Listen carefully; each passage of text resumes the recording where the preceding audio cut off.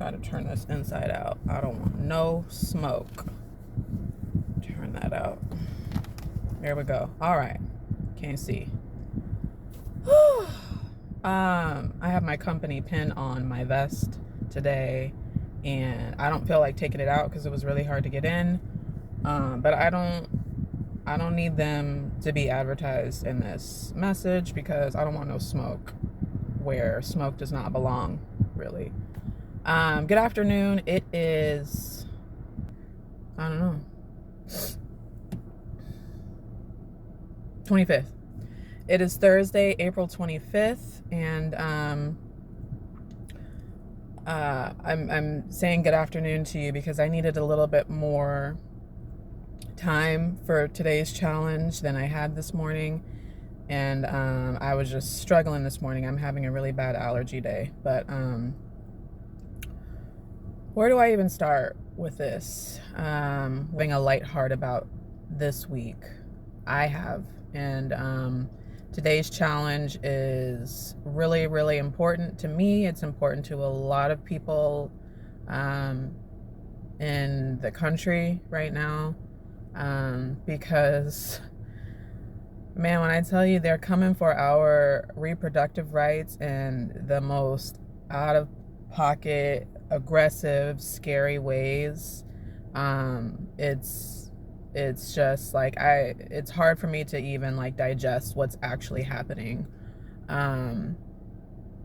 This is gonna sound weird, but one of my favorite shows, and a show that I watch when I'm just trying to like get into the headspace of like, if I'm getting ready to start an IVF cycle, even explain it. Anyways, the show that I like is Handmaid's Tale, which is a very, very rough, very graphic, very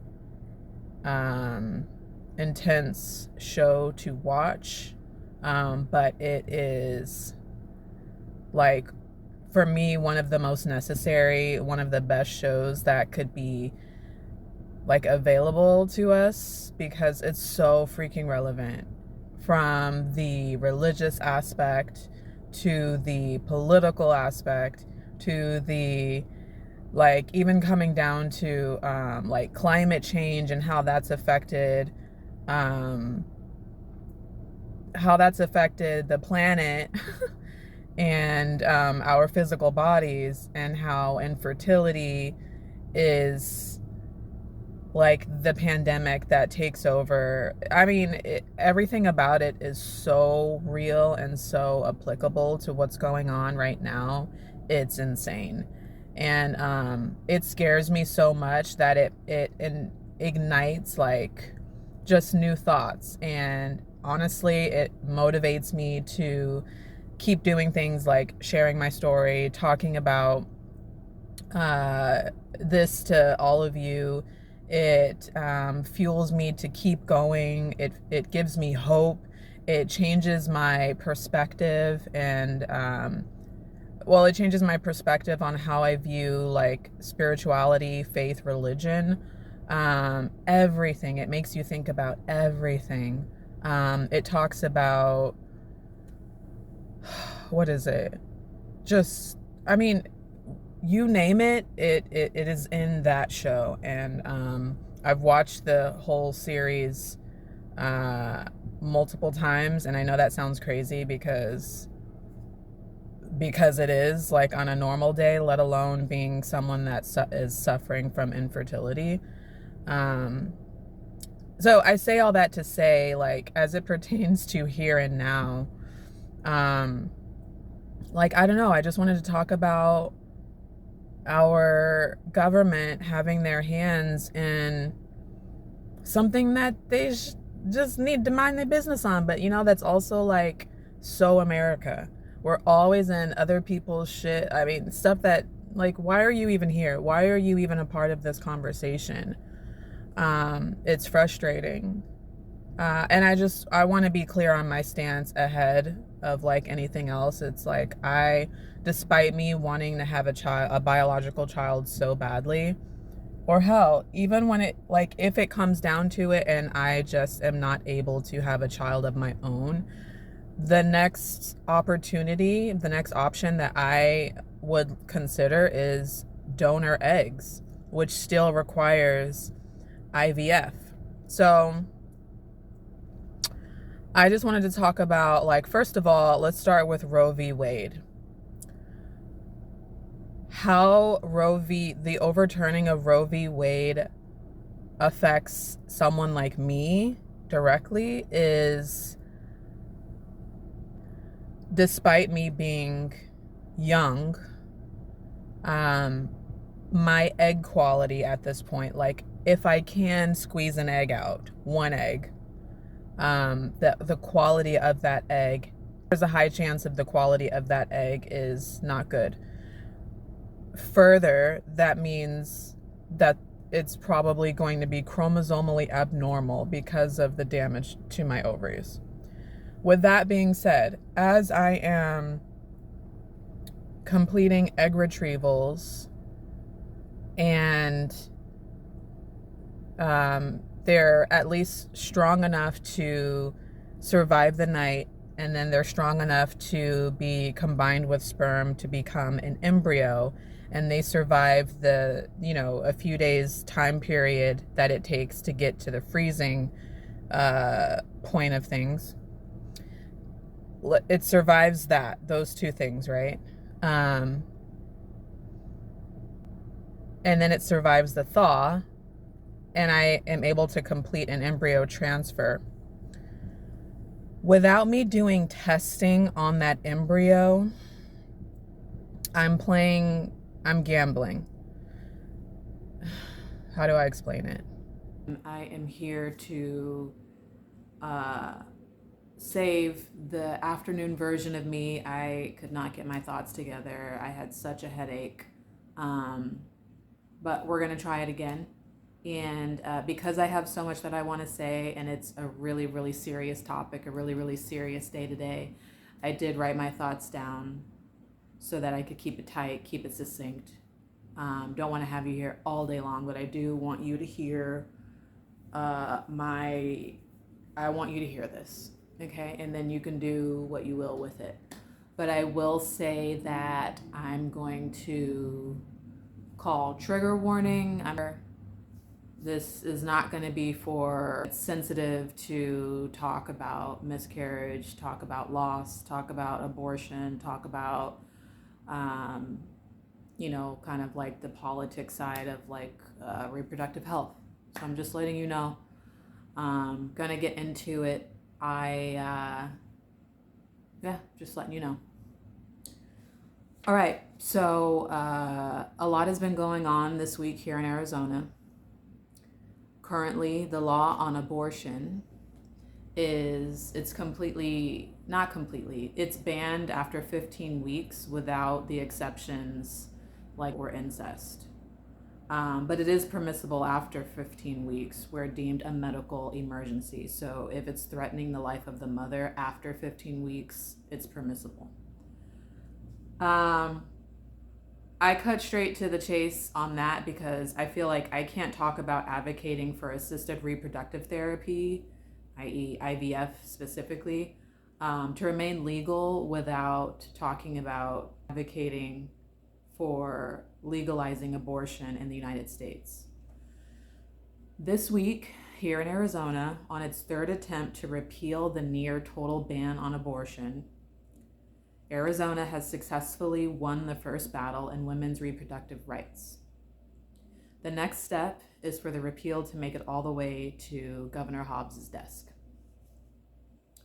Also this week, the state of California has opened its doors to patients and physicians from Arizona to be able to legally and safely carry out the health care in their state.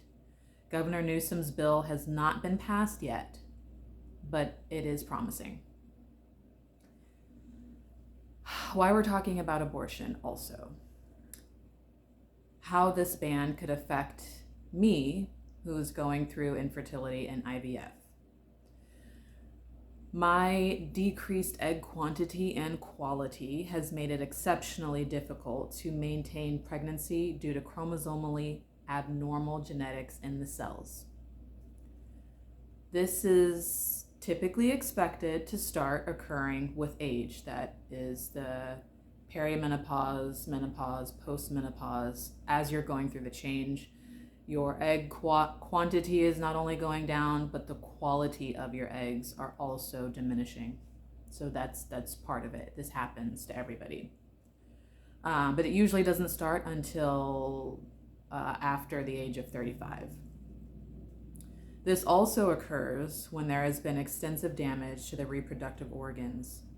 Because thus far I have only been successful in retrieving and fertilizing one egg at a time, I have risked foregoing PGT, or pre-genetic testing, of my embryo to check if it is chromosomally normal. The testing, of course, is an additional cost, averaging about $1,000 per embryo. And so despite me only having one embryo to test at a time, where many women can have a range of 1 to 15 or more, I've made my decision not to. With that being said, I am not electing to force a pregnancy resulting in a child having developmental or health abnormalities. The testing that is done within the first 15 weeks would be my determining period. This is true as the law currently stands in Arizona. However, with a ban on abortion, my choice to end a chromosomally abnormal pregnancy would be taken away. It is true also that a chromosomally abnormal pregnancy can end itself, resulting in miscarriage. A missed miscarriage occurs when the body has not yet recognized the pregnancy has naturally ended. An incomplete miscarriage is just as it sounds, when the body has not fully completed the loss. Both scenarios are not only highly emotionally devastating, but also pose a serious health risk to the mother by way of infection. Medical assistants with a miscarriage call for the same treatment as abortions, procedurally and medicinally. With a ban on abortion, this complicates a physician's judgment to provide treatment to a woman whose life may not be threatened, but her well-being will be. This issue is going to be on the 2024 ballot. Please make sure that your voice is heard and vote. Now, the Alabama Supreme Court ruling is not just an isolated incident. In February 2024, the Alabama Supreme Court declared that embryos created via IVF should be considered unborn children. This ruling came after a 3-couple lawsuit against an Alabama hospital-based fertility center where an unsecured entrance to the cryo tank resulted in many embryos being destroyed. Almost immediately after the ruling, several clinics in Alabama stopped IVF services in fear and confusion of what the ruling meant. As it stands, the wrongful death of a minor act applies to all unborn children, whether they are located inside a biological uterus or not. IVF services halted simply because shit happens, accidents happen. As hard as that is for me to say, being someone who is spending time, money, effort, the physical aspects of going through a cycle just to get to one embryo, it's hard for me to say that, being in my shoes, but it is the truth of science. That is the truth of medical treatment. That is the truth of human error. That's how it is. IVF services halted simply because in IVF, accidents happen. Healthy egg cells, sperm cells, and embryos are not guaranteed. A ruling like that could affect someone like me, because it is very likely that I have chromosomally abnormal egg cells. The question then becomes, what happens if my embryo is healthy enough to make it to freeze, but does not survive the thaw? Is the act of freezing and thawing an embryo a violation if it does not survive? Would that do away with frozen embryo transfers? If I do elect to sometime have my single embryo genetically tested and the results point to an unviable pregnancy, can I release it? Or will I be forced to choose between transferring anyway, cryo storage that lasts an eternity, which is expensive, or embryo donation, which in some cases is not suggested but is still legal? It's my choice to not want any of those options. And then there are the personal and religious opinions of lawmakers. Please allow your voice to be heard and counted and sign the petition to keep IVF legal in the United States. We've seen the overturning of Roe v. Wade, and at this point, we know that anything is possible. Consider those things, have the conversations with your friends, family. I don't know about coworkers. If you're that good to have the conversation, the political conversations with your coworkers, do that, but just have the conversation with somebody. Think about what your stance is. Think about how this affects you.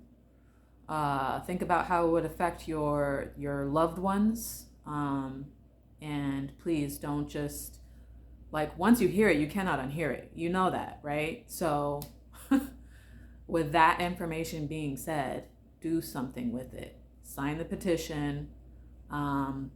Make sure you vote, please. I know it seems like so, like, daunting is not the word. Hopeless.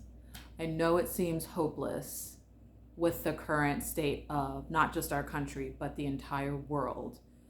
I know it might seem like your vote doesn't matter, but it absolutely does, especially this year. So just make sure you get that shit on paper so that it can be counted, because we need to take back over, basically. Enough is enough. So that's it. That's the challenge. It was just to listen to that and to click on that link. And after you click on that link, I want you to check out the other links as kind of like my citations for the information. I mean, if you haven't heard it on the news yet, then click on the links and read what's going on, because it sucks. But if I've learned anything from round after round after round of IVF and keeping hope alive, it is that I can't give up. I can't give up. It's not over until it's over, and it's nowhere near over. So don't lay down. That's all. Good night, y'all.